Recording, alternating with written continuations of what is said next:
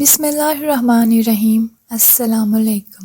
میرا سسر عجیب سا تھا۔ وہ سارا دن اپنی چارپائی پر بیٹھا مجھے گھورتا رہتا تھا، جبکہ میری ساس نے مجھے سختی سے منع کر رکھا تھا کہ تم اپنے سسر سے دور رہنا۔ مگر ایک دن جب ساس گھر پر نہیں تھی تو سسر میرے پیچھے ہی کچن میں آ گیا۔ یہ دیکھ کر تو جان نکل گئی کہ وہ میرے قدموں میں گر کر بولا، بہو میں نے اور ندیم نے گھر والوں سے چوری چھپے جا کر مسجد میں نکاح کر لیا تھا، پھر وہ مجھے اپنے ساتھ ہی رخصت کر کے گھر لے گیا تھا۔ میں بہت پریشان تھی کہ نہ جانے ندیم کے گھر والے مجھے قبول کریں گے بھی یا نہیں۔ ندیم نے گھر کے دروازے پر دستک دی تو اس کی والدہ نے ہی دروازہ کھولا تھا۔ ان کی نظر جب مجھ پر پڑی تو وہ گنگ سی ہو گئی تھی، وہ کچھ کہنا ہی بھول چکی تھی۔ ندیم خود ہی بولا، امی یہ ناجیہ ہے، میں نے اس کے ساتھ نکاح کر لیا ہے۔ میری ساس کا منہ ابھی بھی کھلا ہوا تھا۔ تھوڑی دیر بعد میرا سسر بھی دروازے پر ہی آ گیا تھا۔ اس کے تاثرات بھی میری ساس جیسے ہی تھے۔ ندیم اپنی والدہ کا ہاتھ پکڑ کر انہیں گھر لے گئے تھے۔ میں بھی ان کے پیچھے ہی گھر میں داخل ہو چکی تھی۔ اب میری ساس ذرا ہوش میں آئی تھی۔ انہوں نے واویلا کرنا شروع کر دیا تھا کہ اسے کہاں سے اٹھا لائے ہو۔ ندیم بولا، امی اٹھا کر نہیں لایا، نکاح کر کے لایا ہوں۔ میری ساس غصے سے بولی، تم تو بہت ہی بے حیا نکلے، مجھے تم سے اس قسم کے کام کی توقع نہیں تھی۔ ابھی کہ ابھی اس لڑکی کو طلاق دے کر گھر سے نکال دو، نہیں تو میرا مرا منہ دیکھو گے۔ ندیم کہنے لگا، امی میں ناجیہ کو طلاق نہیں دے سکتا۔ ہاں اگر آپ نے اسے قبول نہیں کیا تو میں یہ گھر چھوڑ کر چلا جاؤں گا۔ تب میری ساس کی زبان کو تالا لگ گیا تھا۔ میرے سسرال میں کسی نے میرا ویلکم تو نہیں کیا تھا، البتہ ندیم ہی میرے واری صدقے جا رہا تھا۔ ندیم میرا بھرپور خیال رکھا کرتا تھا، جبکہ میری ساس میری طرف دیکھ کر ہی منہ پھیر لیا کرتی تھی۔ میں نے محسوس کیا تھا کہ میرا سسر سارا دن چارپائی پر بیٹھا مجھے گھورتا رہتا تھا۔ میری ساس سو رہی تھی تو میرے سسر نے اس موقع کا فائدہ اٹھایا اور مجھے اشارے سے اپنے پاس بلا لیا۔ ان کے پاس گئی تو وہ کہنے لگے، تم چارپائی پر بیٹھ جاؤ۔ میں ان کی یہ بات بھی مان لی تھی۔ وہ کہنے لگے، ناجیہ تم کتنی حسین ہو، تمہارا یہ چہرہ، یہ آنکھیں۔ اس سے پہلے کہ وہ مزید کچھ کہتے میری ساس وہیں پر آ گئی تھی۔ وہ کہنے لگی، میں لعنت بھیجتی ہوں ایسے حسن پر جو مردوں کو اپنے پیچھے لگا لے، اصل حسن تو حیا میں ہوتا ہے۔ پھر وہ اپنے شوہر کو گھور کر کہنے لگی، میں بخوبی جانتی ہوں کہ آپ اس کے حسن کی تعریف کیوں کر رہے تھے، آپ کے دل میں کیا چل رہا تھا۔ میرا سسر گڑبڑا گیا۔ میں بھی اٹھ کر اپنے کمرے میں چلی گئی تھی، جبکہ میرا ذہن الجھا ہوا تھا۔ تھوڑی دیر بعد ہی میری ساس کمرے میں آ گئی۔ وہ کہنے لگی، بہو آج کے بعد میں تمہیں تمہارے سسر کے پاس بیٹھا ہوا نہ دیکھوں۔ میں ان کی بات سن کر ہکا بکا رہ گئی تھی۔ میں بولی، مگر آپ ایسا کیوں کہہ رہی ہیں؟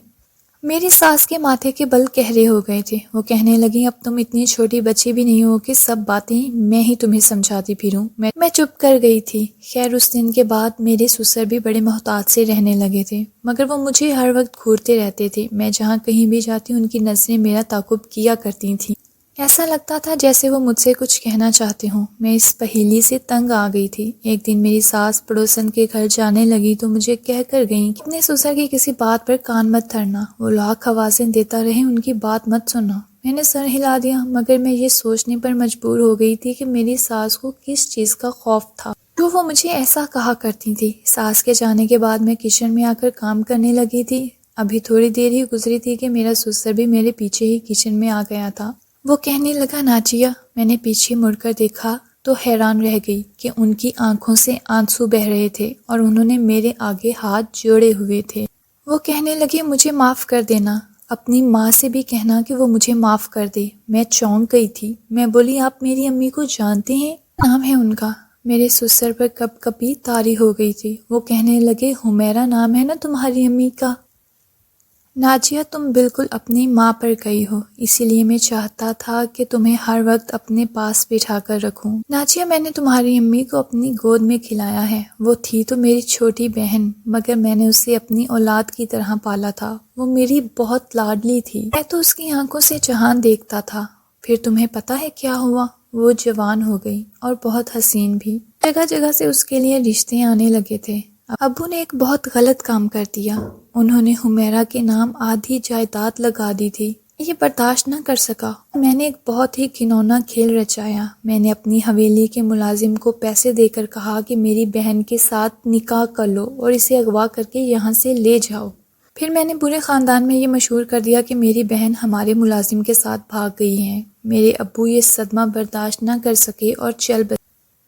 پھر مجھے حمیرہ کی جائیداد بھی مل گئی تھی۔ تمہاری ساس بھی تمہیں دیکھتے ہی پہچان گئی تھی کہ تم حمیرہ کی اولاد ہو، اسی لیے وہ تم سے اتنی خار کھاتی ہے اور تمہیں میرے پاس بیٹھنے نہیں دیتی کہ کہیں میرے دل میں گھر سے بھاگی ہوئی بہن کی محبت نہ جاگ جائے۔ مگر سچ تو یہ ہے کہ میں نے اپنی بہن کے ساتھ بہت بڑا ظلم کیا، اسے سارے رشتے چھین لیے۔ تم مجھے میری بہن سے ملوا دو۔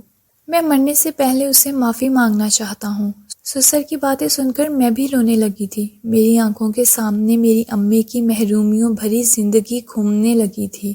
ابو تو امی کی جوانی میں ہی انتقال کر گئے تھے۔ میں نے جلدی سے چادر سر پر اوڑھی اور اپنے سسر یعنی ماموں کو امی کے پاس لے گئی تھی۔ پھر جو دونوں بہن بھائی گلے مل کر روئے تو انہیں سنبھالنا مشکل ہو گیا تھا۔ ماموں نے امی کے سامنے اپنے گناہ کا اعتراف کر لیا تھا اور ان سے معافی طلب کر لی تھی۔ میری امی جو ساری زندگی سگے رشتوں سے محروم رہی تھیں، انہوں نے اپنے بھائی کو معاف کر دیا تھا۔ میرے سسر نے امی کو جائیداد میں سے ان کا حصہ بھی دے دیا تھا اور امی کی بہت زیادہ منت سماجت کر کے انہیں اپنے ساتھ گھر لے آئے تھے۔ ماموں نے میری ساس اور شوہر کو بھی اپنے جرم کے متعلق بتا دیا تھا، گو کہ میں مانتی ہوں کہ میرے سسر کا گناہ قابل معافی نہیں تھا، مگر میری امی نے دل بڑا کیا اور انہیں معاف کر دیا تھا۔